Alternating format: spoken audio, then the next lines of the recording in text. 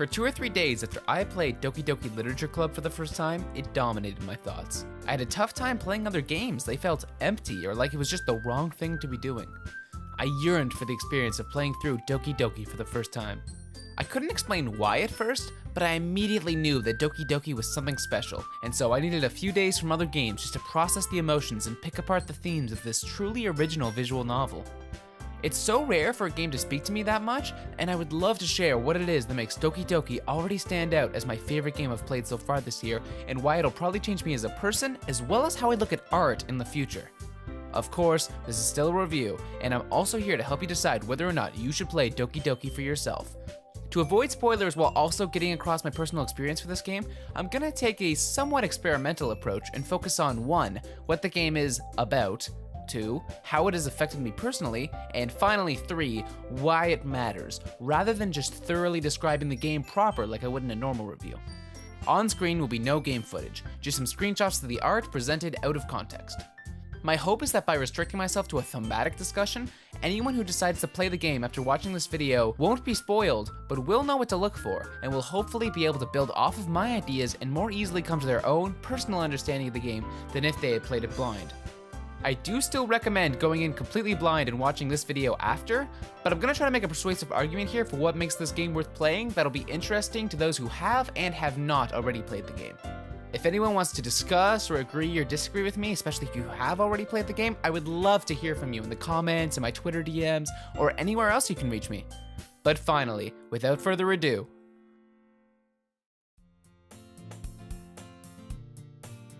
Doki Doki touches on a remarkable number of themes for a game that only took me about 4 hours to play through.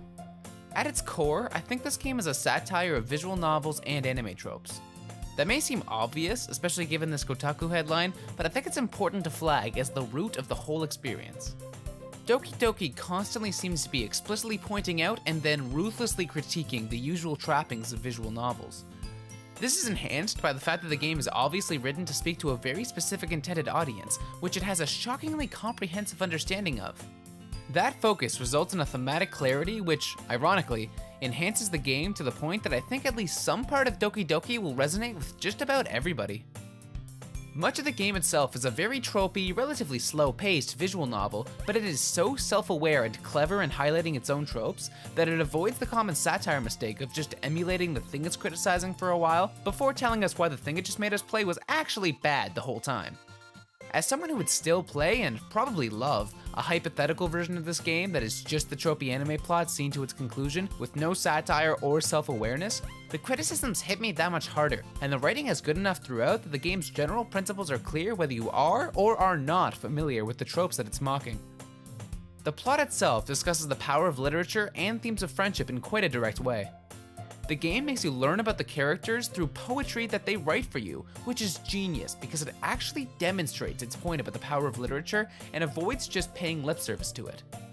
Though funnily enough, the fact that literature of all things is the basis of the plot is also quite ironic, because Doki Doki is an extremely innovative work of interactive fiction. I think this game should be the new gold standard for meta-narratives in games now that those are becoming more and more common. To quote the developer, "For years I've been enamored by the ability of visual novels, and games in general, to tell stories in ways not possible using traditional media. Doki Doki Literature Club is my love letter to that." Finally, I'd be remiss not to note that most people call Doki Doki a psychological horror. I have some reservations about this label since I think a game can be scary without falling into the horror genre, but yes, this is a scary game and should probably be played like a horror game, which is to say with the lights off, alone, that kind of thing. Even though I don't think it touches on all the same themes as a typical horror narrative would. I've personally had my fair share of battles with mental illness in the past, which unfortunately is somewhat of a given for people my age. What hit me the most about how Doki Doki explores themes of mental illness, the theme that by far had the most personal impact on me, is how brutally honest the game is, while being extremely pessimistic about its conclusions. The writing of Doki Doki is so superb that in candid discussions about mental illness, I found myself thinking, I've said that same thing word for word to myself before. Or in other cases, I've noticed patterns of behavior in Doki Doki's characters that are completely consistent with common patterns of thought and behavior I've seen in real people both on and offline. The dialogue is expertly constructed so that the characters are always open and clear with the player about what they're thinking. However, their motivations and influences are up for interpretation. Importantly, these characters are defined by far more than just any implied mental illness. They are shaped by all of the other themes I mentioned earlier, even including the meta-narrative. The result is some incredibly nuanced dialogue from genuinely complex characters that can be read in very different ways and stay interesting across multiple playthroughs. Best of all, it's not I seemed like I was simple at first, but actually there's suddenly a bad thing in my life at the end of the plot, so it turns out I'm complex, a way that a lot of visual novels are guilty of. Looking at you, Hatoful Boyfriend.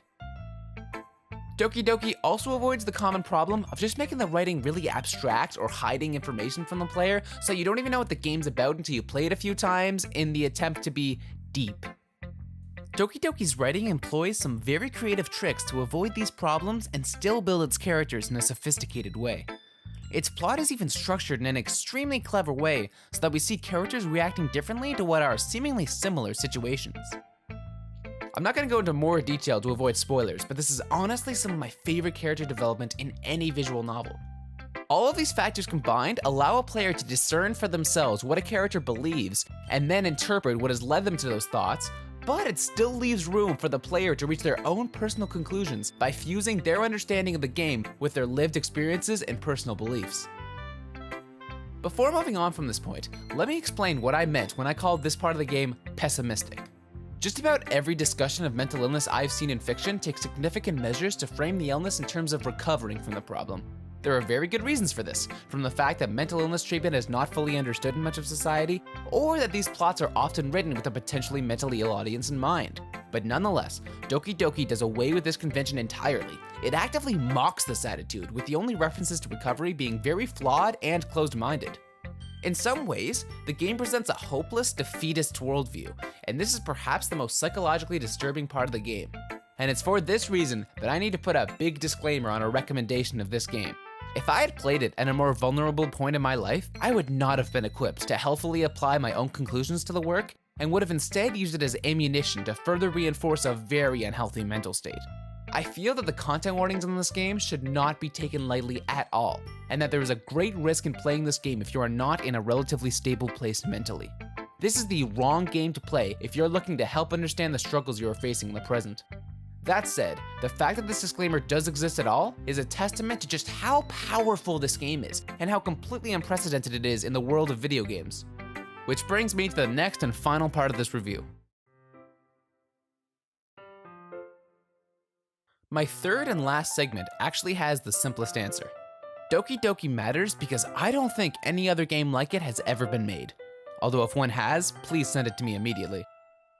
The only game I can compare it to is Undertale, a comparison that only occurred to me because I was trying to remember the last game I played that was this memorable. However, I think that comparison is worth exploring a bit. Undertale had commentary to offer on games and the people who played them, especially in the Genocide run, and some very famed meta-narrative mechanics, but both were a small part of the overall game. In my opinion, those were essentially bits of extra flair which helped make Undertale so special and its villain interesting, but falls short of being an essential part of its storytelling, or more than a couple of its themes.